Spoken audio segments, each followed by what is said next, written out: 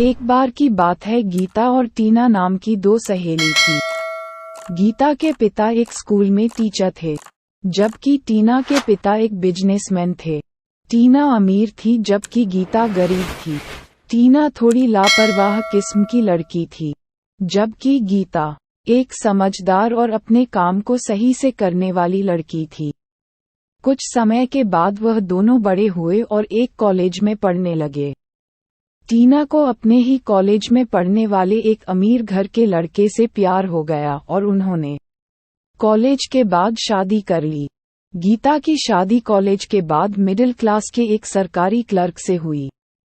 शादी के कुछ सालों के बाद जब गीता रास्ते में सब्जी लेने जा रही थी, तभी उसके पास एक लग्जरी कार आकर खड़ी हुई। उस कार में से टीना उतरी। दोनों ने एक दूसरे का हालचाल पूछा। गीता ने टीना को अपने घर पर आमंत्रित किया। इसके बाद टीना गीता के घर पर गई। टीना ने गीता के घर और उसकी लोकेलिटी के बारे में कुछ कुछ कहना शुरू कर दिया। टीना ने गीता को कहा कि तुम इतने छोटे घर में कैसे रहती हो और तुम्हारे साथ तो तुम्हारे सास ससुर भी रहते हैं। तुम कैसे मैनेज कर पाती हो? लेकिन गीता ने टीना की बात का बुरा नहीं माना और बड़ी ही समझदारी से उसका जवाब दिया। टीना ने गीता को अगले दिन अपने लड़के के बर्थडे पर आमंत्रित किया। गीता अपने पति और अपने लड़के के साथ टीना के घर पर पहुंची। टीना एक अच्छी सोसाइटी में एक बिल्डिंग में एक फ्लैट में रहती थी। टीना ने गीता के सामने अपनी बिल्डिंग और फ्लैट की तारीफ करनी शुरू कर दी। गीता ने टीना से जब उसके पति के बारे में पूछा तो उसने कहा कि वह आज अपने बेटे के बर्थडे में नहीं आ पाएंगे क्योंकि वह बिजनेस में बिजी है।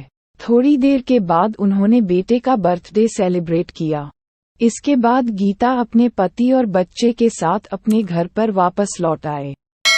कुछ दिनों के बाद शहर में एक बड़ा भूकंप आया, जिसके कारण टीना जिस बिल्डिंग में रहती थी वह भी धराशायी हो गई। जब गीता को इस बारे में खबर लगी तो उसने टीना को फोन किया। टीना ने बताया कि हादसे के वक्त वह बिल्डिंग में नहीं थी, लेकिन अब उनके पास रहने के लिए घर नहीं है। गीता ने अपनी सहेली को जब तक दूसरे घर का जुगाड़ नहीं होता अपने घर में आने के लिए कहा। टीना अपने पति और बेटे के साथ गीता के घर पर गई। गीता ने टीना को दूसरे घर के जुगाड़ होने तक अपने घर में बड़े प्यार के साथ रखा।